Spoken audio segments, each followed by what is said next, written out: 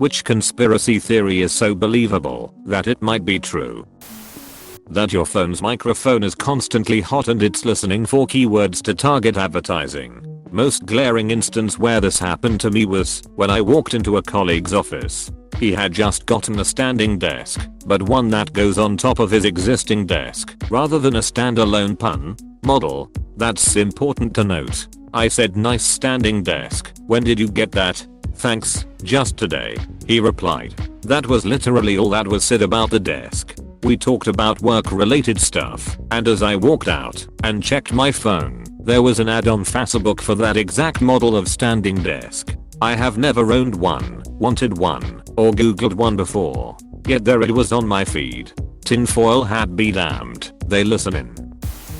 Michael Jackson was chemically castrated by his father to preserve his soprano singing voice, which was the source for his infatuation with children.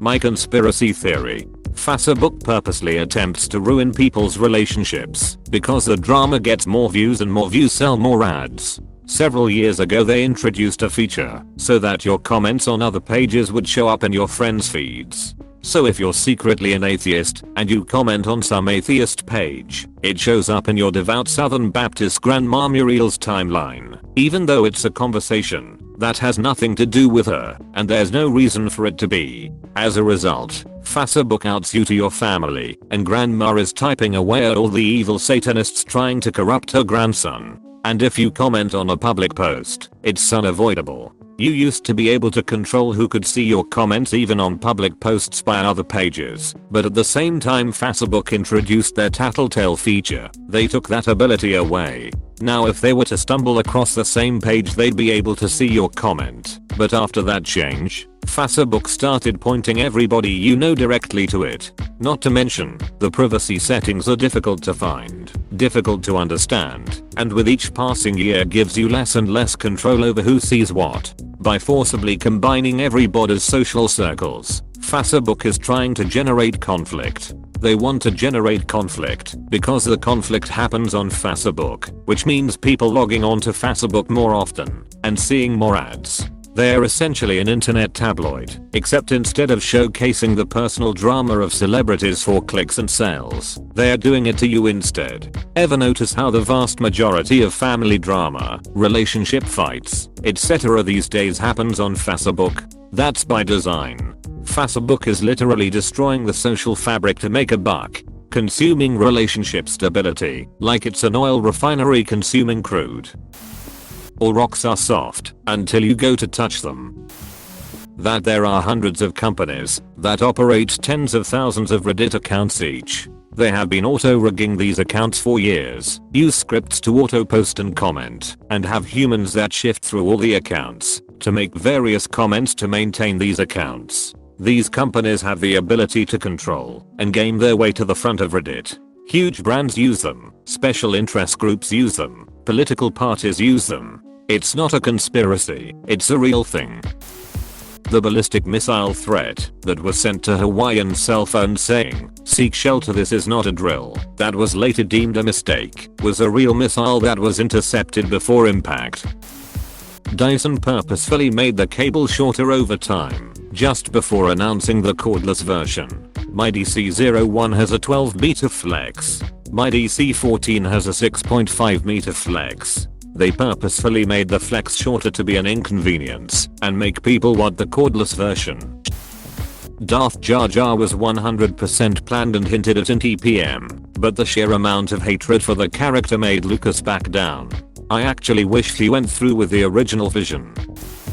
Memes about the NSA and other spy programs are encouraged by the very agencies spying on us to twist the idea into the absurd and to humanize their agents. The rich orchestrated the recession back in 2008 to take advantage of the market. Miley Cyrus's crazy streak was all a carefully planned marketing scheme to get her solidified as an A-list celebrity. The Vatican holds horrible dark secrets and many answers to existential questions. And that Area 51 is a publicity stunt by the government to hide the real testing facility. YouTube in a mobile browser is so essity, so they can force you to use the app and not use an ad blocker. Long John Silver's is some kind of money laundering scheme on the basis that they have been open for as long as I can remember, but I have also literally never seen a busy Long John's. Toxic delusion that I ironically entertain? Perhaps. Some organization group of people wanted all the Kennedys dead for some reason. Edit. The term conspiracy theory and its poor connotation was created by the US government specifically for skeptics of the official JFK assassination story. Just felt I should put that out there. The president of the Philippines, Duterte, is very anti-drugs to hide his own involvements with drug cartels off which he makes billions. That the CIA posts this question every time so they know what the general public suspects. The Laurel Canyon Conspiracy. Basically, if you look at the counterculture revolutionaries in the music industry in the 60s, most of them were the children of military intelligence people. So the theory is that the free love, lots of drugs movement they inspired was done intentionally to distract the youth from a full-scale revolution. The thought was, if the angry youth of the mid to late 60s were too high and getting laid all the time, they would stop caring as much about societal ills and then basically sleepwalk through the 70s, which they did. I stumbled upon this when I was reading up on Jim Morrison and how his father was the one who called in the fake strike at the Gulf of Tonkin that kicked off the Vietnam War and which was shown later to have been a false flag. Turns out, a lot of his contemporaries were also children of highly placed military people with ties to intelligence. Strange that they all wound up in Laurel Canyon as part of the same movement. Apple started the meme about AirPods being expensive as a marketing ploy. What the authorities say, Mick Jagger is simply an iconic rock and roll star and nothing more. Theory from Ramses the Pigeon. The song TikTok, as performed by kaiyv, was written by a guy named Benny Blanco. Its lyrics include the line "We kick them to the curb unless they look like Mick Jagger." That's a little bit strange, right? Mick Jagger wasn't exactly at the height of his attractiveness when the piece in question came out. Stranger still, it wasn't the only popular song to paint the man in a pleasant light. Moves Like Jagger, performed by Maroon 5, was released at around the same time, and Benny Blanco also had a hand in writing that one. This is where things start to get creepy. The song The Time Dirty Bit, as performed by the Black Eyed Peas, features the following phrase: "All these girls, they like my swagger, they calling me Mick Jagger, I be rolling like a stone." It was written by John D. Nicola, who used to produce the music for a band called Kara's Flowers, although you might know them better by their current name of Maroon 5. The song Heart and Soul, as performed by the Jonas Brothers, contains a verse that ends with "making mistakes, but that won't matter if you can swag like old Mick Jagger." Antonina Armato wrote the piece, and she is managed by Downtown Music Publishing. Care to guess who else they manage? Here's a hint, it rhymes with Balloon Hive. This web of connections extends all throughout the recording industry, but one thing remains unclear. What's the LNK back to Mick Jagger himself? There must be something, because if you have a look at Google Trends, you'll see that his popularity spiked with the release of each song. The only time in recent memory when it has been higher is during a period in March of 2014, when his girlfriend died. Some people have suggested that the man's name is just easy to rhyme with swagger, but popular usage of the word in reference to something other than a walking gait came about after the aforementioned songs had hit the airwaves. In other words, Jagger prompted swagger, not the other way around. Why does there seem to be a cabal of artists trying to artificially inflate the performer's appeal and popularity? What benefit is there in promoting an aging rock star? Who is actually behind this odd trend? In order to answer those questions, we need to turn to Vivendi. This is a company which owns a lot of stuff. Their subsidiaries include Dailymotion, Ubisoft, Gameloft, and the Universal Music Group.